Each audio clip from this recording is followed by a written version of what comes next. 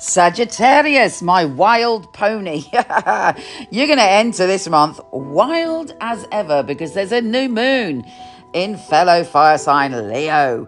And this makes you frisky. You're like, yes, I remember who I am. I want an adventure and I want one now. And you are feeling like, right, I've got to make some changes so that I can explore again, so I can learn, so I can feast on life, feast on knowledge, feast on new experiences and express my unique soul. That is the vibe of this new moon. What I always say about a new moon, no doubt you're familiar if you've listened to me before, is of course, to take full advantage of this, we have to shed to be able to go through into the new and to upcycle our experience and to move to the next level. So what do you need to let go of? What is stopping you exploring? What stopped you being the wild pony recently? Are you at the end of a cycle? And if so, what do you want to explore? What do you want to gallop towards? What do you want to experience now? Because it's here for you. The new moon is going, I'm ready to help you manifest this. Make a wish, baby, and let's go.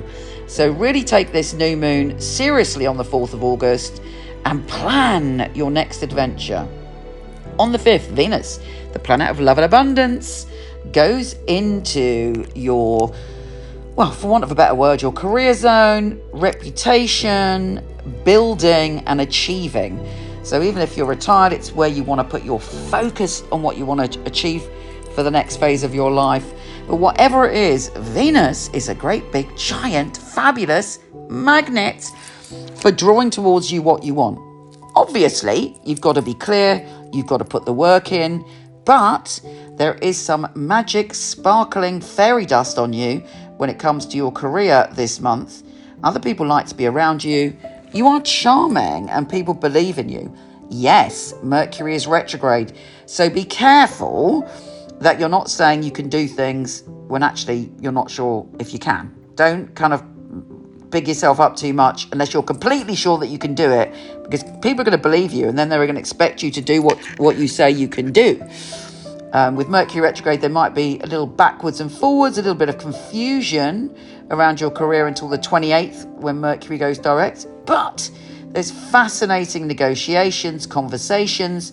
You're feeling powerful, you're feeling bold, and you're feeling brave. And that's half the battle. Interesting and amazing stuff is happening on the 14th when Mars is conjunct Jupiter and Moon, Mars and Jupiter are conjunct. They are joining forces to give you an opportunity to really stretch and experience one-to-one relationships, romantic relationships, or even business partnerships in a new way. Any interaction between you and one other person is going to go to the next level or has the potential to. You have fire in your belly to push forward, and that's what you will be doing this month. When Mercury retrogrades back into Leo, just be careful that you're not a truth monster. You may be pointing out the error of people's ways very bluntly or saying something you don't mean any harm. You're just speaking the truth.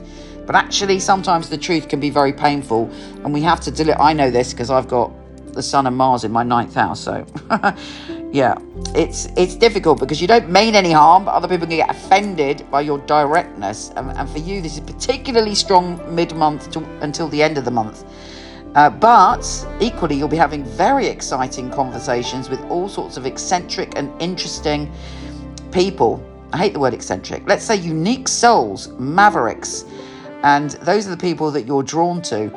And it may be that you get together with another maverick soul, another wild one like you, and you come up with an idea that will be very, very beneficial to both of you. 19th is another big day. There's a lot going on in the sky. And you'll be thinking about what you want to commit to, who you want to commit to, and how you're going to do it. But there may be a tussle, an argument, other people you might feel are trying to control you in some way. You want to do things your way. The full moon in Aquarius is in your communication zone. So with that full moon, there is a very important conversation to be had. Again, remember my advice. Don't be too blunt in that conversation. Speak with compassion and empathy. And I would suggest actually some radical listening before you speak up about your view, even if it's right. and no doubt it is right for you, make sure you're listening to what other people are saying. Otherwise, things could get, too messy, and you don't need it, because you're very clear thinking on that full moon. An idea and an inspiration or communication with someone that it could be an absolute game changer for you. So listen and pay attention to all communication on that day and what you're thinking. The sun enters Virgo on the 22nd, and again, career is go, go, go. Building up abundance is go, go, go. And you are able to do that while also feeling free. And I think that that's partly what you want to work out this month. How can I have freedom to truly be myself, have adventures, and be fulfilled while also being able to, have abundance and security around me? And the answer should come, particularly after the 28th, or perhaps you go on holiday, and while on holiday or traveling, boom, the answer is there. Take care, gorgeous, and I'll speak to you soon.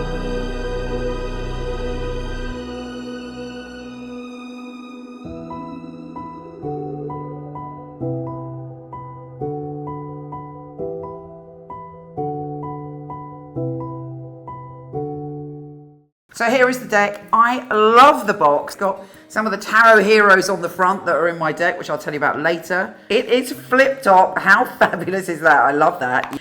And then you have the little booklet here.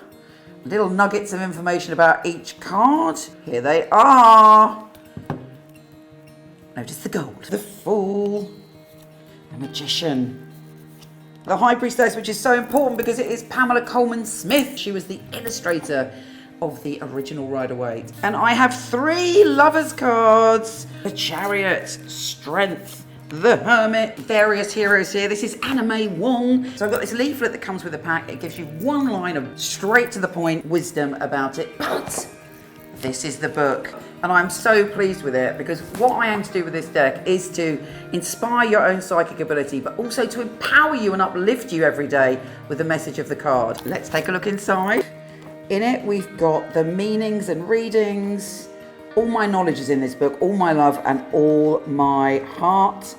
I talk to you about my journey, and I talk to you, most importantly, about how to dive in and learn the tarot really quickly, because that's the way I roll. Very easy guide. I talk to you about reversals and how to empower yourself and feel the love of the tarot. And then there's a little space where you can do your readings. And at the back, really importantly, I talk to you about all the card characters, the amazing things they did in the world to inspire us. Just to give you a taster, let's pull a card to see what we've got. Well, that is a great card. The 9 of Cups, the Wish card. The most basic interpretation of the 9 of Cups is that you're being given a massive cosmic yes. This book is my life's work. I've been doing tarot basically from when I was born. It's been a lifelong passion, and you're always learning when it comes to tarot, and I've tried to put everything I know and all the magic and how you can learn quickly. You can get them from Amazon, Barnes & Noble, and potentially order them from your local bookshop and support your local bookshop. These carry my heart and my soul, and I thank you for being on this journey. You inspired me to do it because I wanted to have an inclusive deck. So I thank you for being my inspiration.